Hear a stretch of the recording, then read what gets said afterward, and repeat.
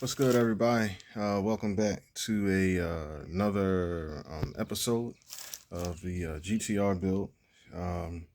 Got some updates finally that I wanted to share with you guys. The first thing is sump is going on today. Got that back from MA Motorsports. Guys did a really good job. The main thing is I wanted to show you guys quick and easy on this particular video here. It's the oil pumps. Just kind of go over the differences of the oil pump solution that I have and what's available out there to you. Because there's not just one company. You don't have to go with Nitto. You don't have to go with PRP, Tomei. You got HKS that still provides oil pumps for these. You have Nismo, actually, and then you have Greddy. And then the other company that I decided to go with, and it's going to have the part number on there as well, is this company here. So as you can see, it's even specs it out right there. It's the Group A pump. And if you don't know, this company is also, or was at one point called Reimax, but now they've changed their name, but it's the same branding, same lettering and everything. I don't know the time that they changed over the names. However, this company has been around RB26s and Nissan since the inception of, as you can see again, you guys see that, Group A. So these guys are the ones that built the Japanese engines that's in the Calsonic car, the famous was that Tainzine, or however you say it. So they're in a couple of the cars. HKS would have made their own oil pump setup and all, but definitely the famous Calsonic car, Group A car, ran this brand pump. So these guys know RBs very well. This here isn't the pump. This is actually the N1 pump, supposedly. Try to do some research on it, but I'm quite confident that it is an N1 pump. However, for whatever reason, Nissan doesn't stamp part numbers in their pumps. So you can see here, that's Nissan. From the owner of the car, however, that I bought it from, he told me that it had an N1 pump. And I'm starting to believe him because they're, oh man, getting old, but oh well. The other parts on the car that he claimed is supposed to be there is definitely there. So the main differences between this pump and what we have here is the upgraded pump from Reimax is the gears inside are bigger. They're stronger, made out of a bigger metal. And then this backing plate, if you know RBs, this plate is the same material that the pump gears are made out of, except the pump gears are polished, but it's still a sintered metal, right? And it's not as strong, and it's known to flex under high pressure and high RPMs. And once this backing plate begins to flex, it actually causes the pump pressure to drop. So you have fluctuations in your oil pump pressure. That's something that, of course, is going to kill your bearings in your motor, especially if you're revving it. The other thing is here, I tried to take this thing apart, but the screws appear to have been Loctited in, and the only way to get them out, and you can see I boogered one up, is I would have to pretty much drill them out, and I didn't want to do that. Just for whatever reason, if I ever have to go back to this pump or need it, or someone needs a spare, I'll have it. And I'll kind of let them do what they need to get this out of here. So let's get this lovely piece out of packaging. And this is how you'll know if you have a genuine Reimax pump. It doesn't have Nissan stamp. Let me get this fully out of here. Keep playing around with it.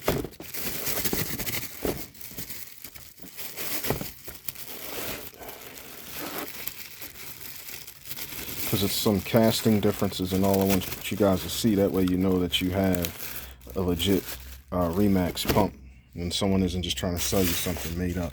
So, for one, it has Reimax stamped into it, right? The factory pump does not have that. Also, if you look here, the shape of it, you got this. The Reimax does not have that, right? It's rounded, it's bigger. This is still the same here. I gotta mark that because that's the timing that's marked on. That's the timing mark for the engine as well.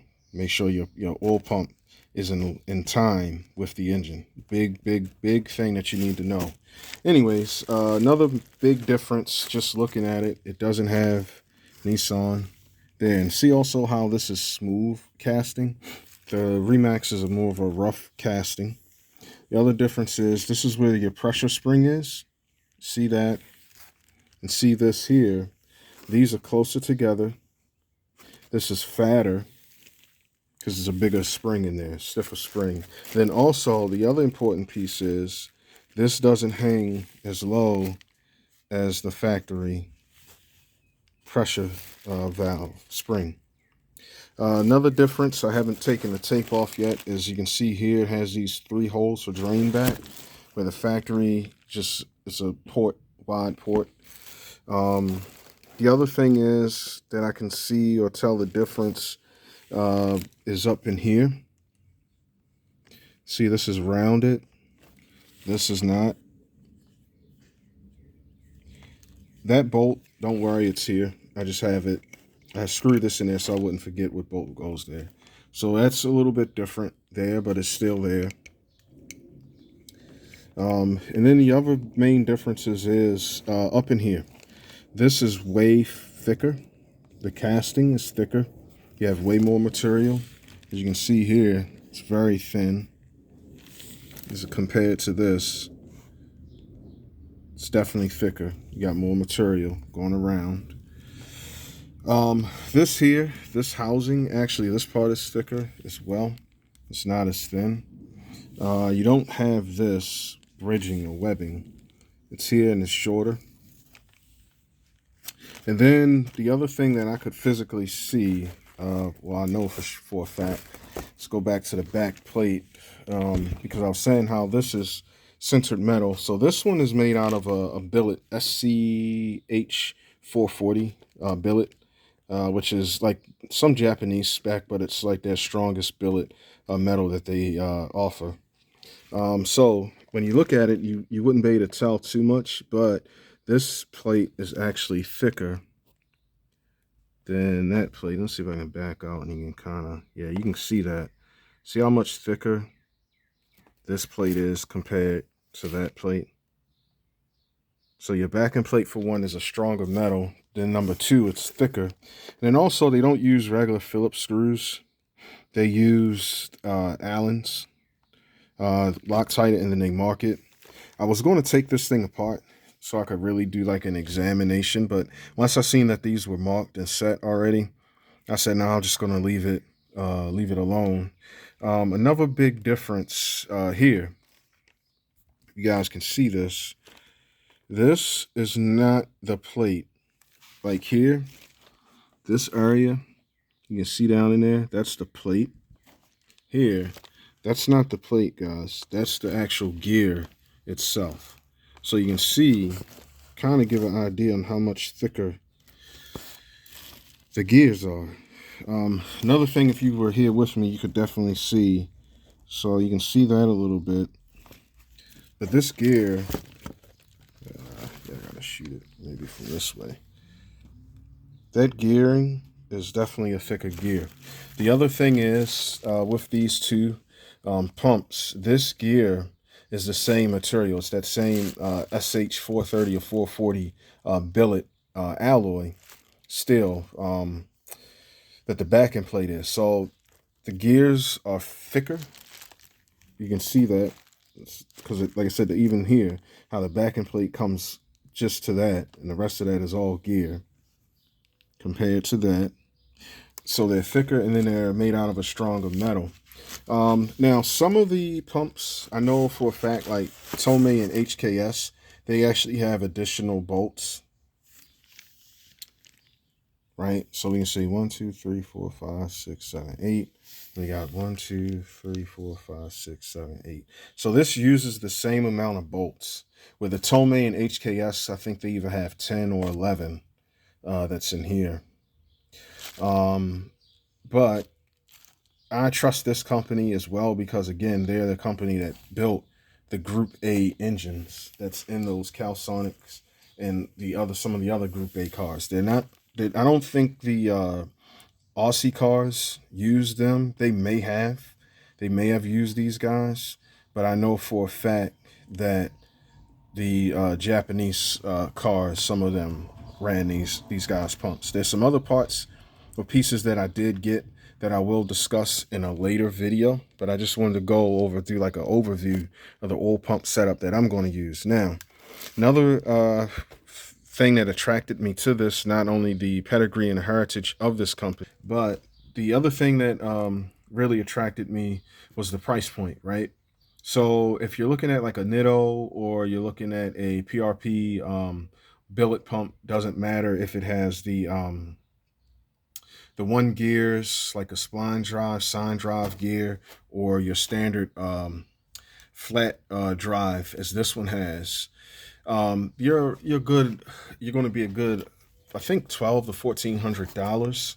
Where this pump shipped from Japan to my door, even with these tariffs in place, was just over $700. Right.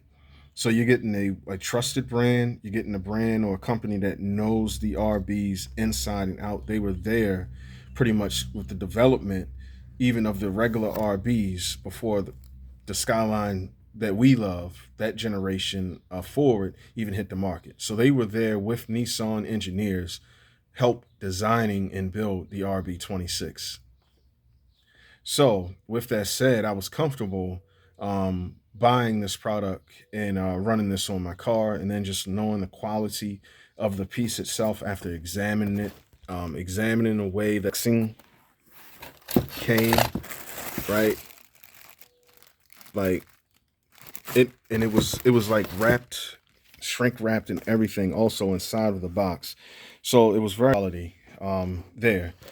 So like I said, what sold me again on this setup was the price point and then the pedigree of the company themselves.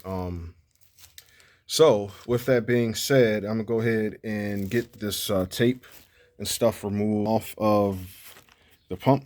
Go ahead and get this mounted onto the block and get ready to get this pan put on, and I'll talk to you guys about the pan briefly, and then we can rock from there. The other thing is just as important when you do this, guys. Please don't be cheap. Try to get the factory gasket. Don't try to do RTV around your gasket here for this part. Down here, you have no choice but to run RTV. But here's the part number if you guys want to see it. Genuine from Nissan. Came from Nissan Seattle. I'll put the link to that vendor in my description as well. But I bought two of them. I bought a spare just in case, but this is the factory gasket. Another thing that I was thinking of, I don't know if you guys can see it in here, but the ports appear to be a little bit bigger as well. So you're getting more flow. So that's the other thing. Not only was this pump stronger, but it also gives you more pressure. And then it also gives you more flow, right? So the Reimax engineers of the website, they spec out that this thing flows 30% more than your N1 style pump.